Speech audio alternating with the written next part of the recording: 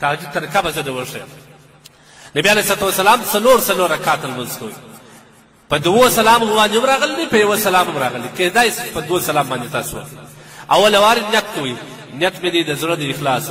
لمونځ کوم دوه رکعاته نفل د تهجد یا حاجت یاد که یا توبه یاد که صلات توبه یاد که یا صلات حاجت خاص خدای تعالی مخ مې دې په لور د کعبې شریفې الله اکبر نور هغه لمونځ دی کوم چې یا موږ په سنت کوو یا نفل کوو بس هغه لمونځ بیا دوه رکعاته چې کوې نیت مې دی د زړه د اخلاص لمونځ کوم دوه رکعاته نفل صلات توبه و استغفار د تهجد په وخت کې الله اکبر بیا دوه رکعاته نفل کې نیت مې دی د زړه د اخلاص لمونځ کوم دوه رکعاته نفل صلات شکر په دې زیر وخت تهجد الله اکبر بیا دوه رکعاته نفل د صلات حاجت کم حاجت لري بیا الله ته پیش بیا دعا وکړه د دعا طریقه دا ده لاسونه داسې د ځان لرې ونیسي نبي علیه الصلاة والسلام چې به دعا کول بغل او دا لاس مې سره لرې داسې به او لاس دې داسې نیولی و لکه سړی چې د یو چا څه فکر کوي یو شی غواړي داسې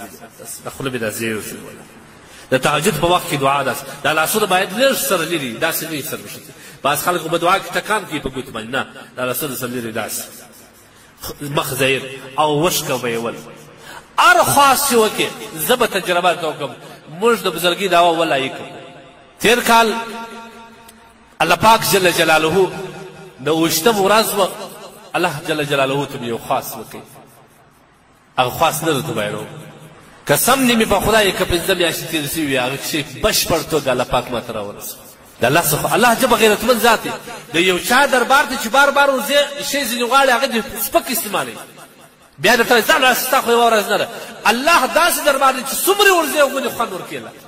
چې څومره ځینې غواړي هغوی دې درکوي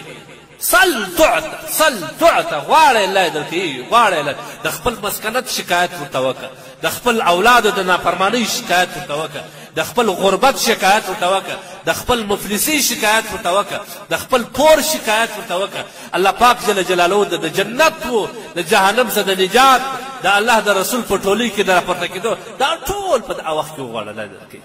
دعا کوئ دعا ډېر غښې ده دعا د مؤمن تحفه ده الله پاک جل جلاله دې د عمل توفیق راکړي الله جل جلاله دې د دعا او د تهجد په ښه توګه د کولو توفیق راکړي واخر دعوانا الحمد لله رب العالمين الحمد لله رب العالمين والصلاة والسلام على سيد المرسلين وعلى آله وأصحابه أجمعين وعلى من تبعهم بإحسان إلى يوم الدين